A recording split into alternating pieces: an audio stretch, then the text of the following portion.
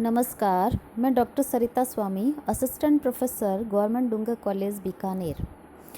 MA previous Sanskrit के तृतीय प्रश्न पत्र भारतीय दर्शन के अंतर्गत आज हम सांख्य कारिका को पढ़ेंगे। भारतीय दर्शनों में सांख्य अत्यंत प्राचीन तथा महत्वपूर्ण माना जाता है। इसके प्रवर्तक कपिल माने जाते हैं। सांख्य नाम की व्याख्या अनेक प्रकार से की गई है। इसी दर्शन ने सबसे पहले तत्वों का परिगणन या गिनती की, जिनका ज्ञान हमें मोक्ष की ओर ले जाता है। संख्या की प्रधानता रहने से इस दर्शन का नाम सांख्य पड़ा, परंतु इससे सुंदर व्याख्या दूसरी है। संख्या का अर्थ है विवेक ज्ञान। प्रकृति तथा पुरुष के विषय में अज्ञान होने से यह संसार है, और जब हम इन दोनों के विवेक को जान लेते हैं कि पुरुष अर्थात जीव या आत्मा, प्रकृति अर्थात भूत या पदार्थ से भिन्न है तथा स्वतंत्र है, तब हमें मोक्ष की प्राप्ति होती है। इसी विवेक ज्ञान की प्रधानता होने से इस दर्शन का नाम सांख्य पड़ा। श्री ईश्वर कृष्ण कृत सांख्य कारिका सांख्य दर्शन का एक बहुत ही महत्वपूर्ण ग्रंथ है। जितनी प्रसिद्धि इस ग्रंथ की कारिकाओं को मिली, संभवतः उतनी इस दर्शन के किसी अन्य ग्रंथ को न मिल सकी। कुल 70 कारिकाओं के इस संग्रह को सांख्य सप्तति तथा सुवर्ण या हिरण्य सप्तति के नाम से भी जाना जाता है। सांख्य कारिका के प्रारंभ में दुखों के कारण, प्रकार और उनसे निवृत्ति के उपाय बताए हैं। हमारा जीवन ही सुख दुख से भरी हुई एक लंबी परंपरा है। ऐसा कोई भी प्राणी न होगा जिसे दुख न सताता हो और जिसे सुख क्षणिक आनंद न देता हो। सांख्य के मतानुसार 3 प्रकार के दुखों और उनसे निवृत्ति का उपाय क्या है, उसी के प्रारंभ कर रहे हैं। सांख्य कारिकाकार ईश्वर कृष्ण कहते हैं, दुख त्रयाभिघातात् जिज्ञासा तदपघातके हेतौ दृष्टे सा पार्था चेत एकांततो अत्यंततो अभावात्। दुख त्रयाभिघातात् 3 प्रकार के दुखों से, यानी आध्यात्मिक, आधि भौतिक और आधि दैविक, इन 3 प्रकार के दुखों के द्वारा किए गए आघात या प्रहार या चोट के कारण तद अपघात के हेतु, तद यानी उन 3 प्रकार के दुखों के अपघात के विनाश के हेतु या उपाय के विषय में जिज्ञासा जायते, जानने की इच्छा उत्पन्न होती है।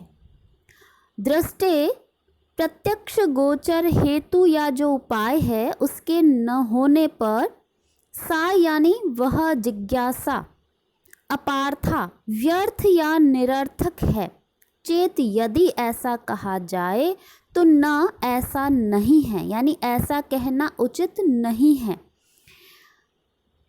क्योंकि तेन दुख निवृत्ते, उससे दुख की जो निवृत्ति है उसका एकांतता यानी एकांतिक या अनिवार्य रूप से, तथा अत्यंततः यानी आत्यांतिक या पूर्णतया अंतिम रूप से, अभावात दुख निवृत्ति के न होने के कारण, अर्थात उनसे पूर्णतया दुख की निवृत्ति नहीं होती, जो प्रत्यक्ष गोचर उपाय है उनसे।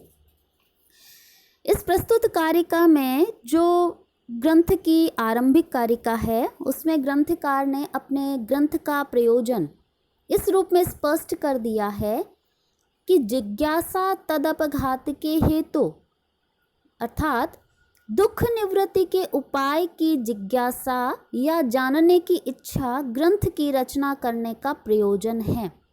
यदि दुख निवृत्ति के उपाय को जानने की इच्छा किसी की न होती तो इस ग्रंथ को प्रस्तुत करने की कोई आवश्यकता ही नहीं थी।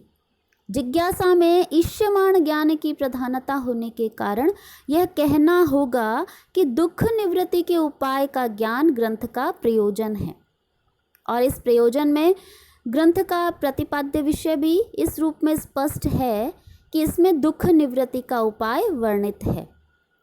इस ग्रंथ का अधिकारी भी इस रूप में स्पष्ट है कि जो अनुभूयमान दुख को दूर करने का उपाय जानना चाहता है वह इस ग्रंथ के अध्ययन का अधिकारी है। तो जो हमारी परंपरा है कि हम अनुबंध चतुष्टय का पालन करते हैं भारतीय परंपरा में, तो वे अनुबंध चतुष्टय अधिकारी, विषय, संबंध और प्रयोजन ये यहाँ पर ग्रंथकार ने प्रस्तुत कर दिए गए। तो ये छोटे प्रश्न भी आपके बन सकते हैं कि इस ग्रंथ का प्रयोजन क्या है, इसका अधिकारी कौन है, इसका विषय क्या है और इसका अध्ययन का अधिकारी, विषय, संबंध क्या है, अध्ययन करने वाला और इस ग्रंथ का परस्पर संबंध क्या है, प्रतिपाद्य प्रतिपादक रूप में संबंध है इसका। तो दुख निवृत्ति के उपाय की जो जिज्ञासा है वह वैयक्तिक विषय है। किसी भी व्यक्ति को जब दुख व्यक्तिगत रूप से आत्म संवेद्य होता है या दुख का अनुभव होगा और वह उस दुख को दूर करना चाहेगा, तभी उसे दुख निवृत्ति के उपाय की जिज्ञासा होगी। यद्यपि इस संसार में दुख प्रयात्म वेदनीय अर्थात प्रत्येक प्राणी के द्वारा अनुभूयमान है, और प्रतिकूल वेदनीय अर्थात प्रतिकूल रूप से अनुभूयमान होने के कारण प्रत्येक प्राणी इससे छुटकारा पाना चाहता है, और इस प्रकार दुख निवृत्ति के उपाय की जिज्ञासा प्रत्येक प्राणी को स्वाभाविक रूप से होनी चाहिए। अब वो दुख क्या है, 3 प्रकार के दुखों को स्पष्ट किया है। भारतीय परंपरा है हमारी, उसके अनुसार जो विभिन्न प्रकार के जो दुख है उनको हम 3 वर्गों में विभक्त या वर्गीकृत कर उन्हें मुख्यतः 3 प्रकार का माना है: आध्यात्मिक, आधि भौतिक और आधि दैविक। 3 प्रकार के इन्हीं दुखों का निर्देश प्रस्तुत कारिका में दुख त्रय शब्द के द्वारा किया गया है। यहाँ आध्यात्मिक शब्द के घटक आत्मा शब्द स्व अर्थात दुख का अनुभव करने वाले स्वयं करण कलेवर आदि युक्त व्यक्ति का ग्रहण होता है। फलतः व्यक्ति की जो आंतरिक, शारीरिक और मानसिक जो भी कारण हैं उनसे अभिव्यक्त या उत्पन्न होने वाले जो दुख है उनको आध्यात्मिक कहा जाता है। आध्यात्मिक दुख है वो 2 प्रकार के होते हैं, जैसा कि इस चार्ट में दिखाया है। शारीरिक है और मानसिक।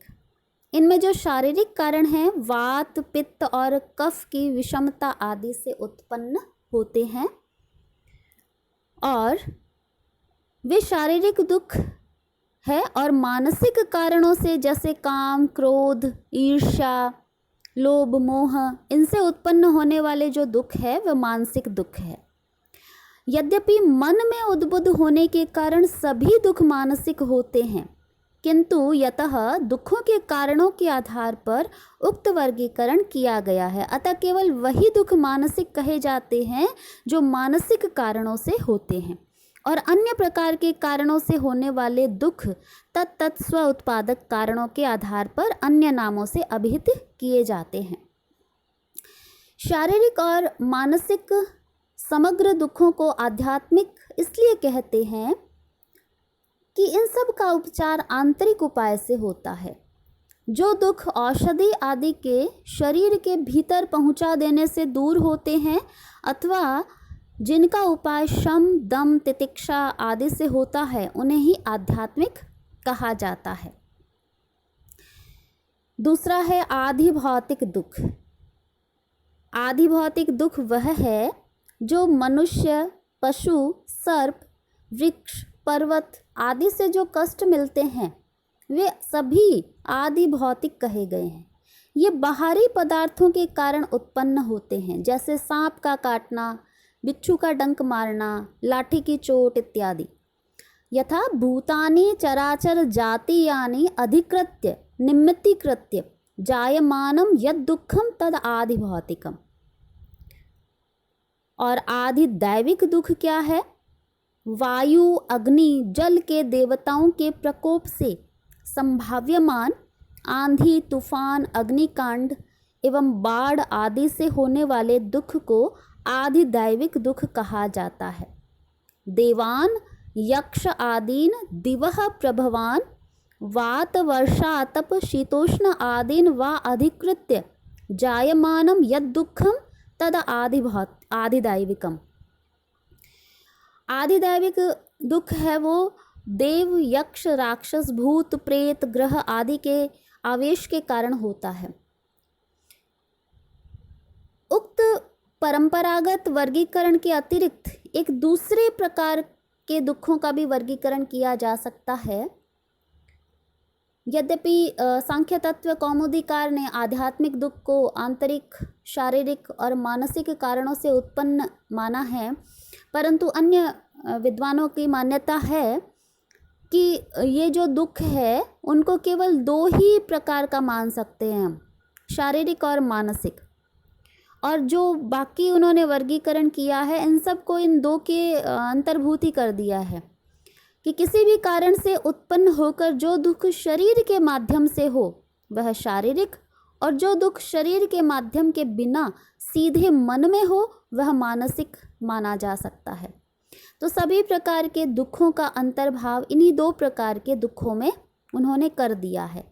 जैसा कि पूर्व में भी हमने चर्चा की कि दुख है वो प्रतिकूल वेदनीय है, इसलिए सबको बुरा लगता है और फलतः सब उससे छुटकारा पाना चाहते हैं, और इसीलिए उसकी निवृत्ति के उपाय की जिज्ञासा प्रस्तुत कारिका में की गई है। परंतु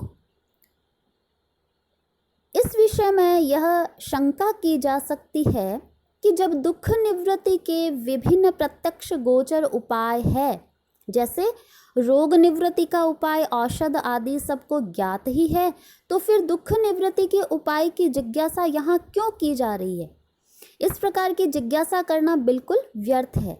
इसी शंका को ग्रंथकार ने दृष्टे सापार्था चेत के रूप में प्रस्तुत किया है, और उक्त शंका का निराकरण ग्रंथकार ने न एकांततो अत्यंततो अभावात के रूप में यह कहकर किया है कि क्योंकि प्रत्यक्ष गोचर उपायों से दुख की निवृत्ति एकांतिक अर्थात अनिवार्य रूप से और आत्यांतिक अर्थात पूर्णतया सदा के लिए नहीं होती है।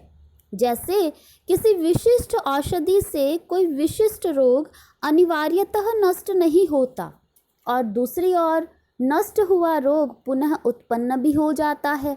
अतः एकांतिक और आत्यांतिक दुख निवृत्ति के उपाय की जिज्ञासा व्यर्थ नहीं है, और फलतः उसके समाधान के लिए शास्त्र की शरण लेना आवश्यक है। इस प्रकार ग्रंथकार ने प्रस्तुत कारिका में दुख निवृत्ति के उपाय की जिज्ञासा की आवश्यकता सिद्ध कर शास्त्र आरंभ यानी सांख्य शास्त्र आरंभ की सार्थकता और फलतः यहाँ अपने ग्रंथ के आरंभ की सार्थकता भी स्थापित कर दी है।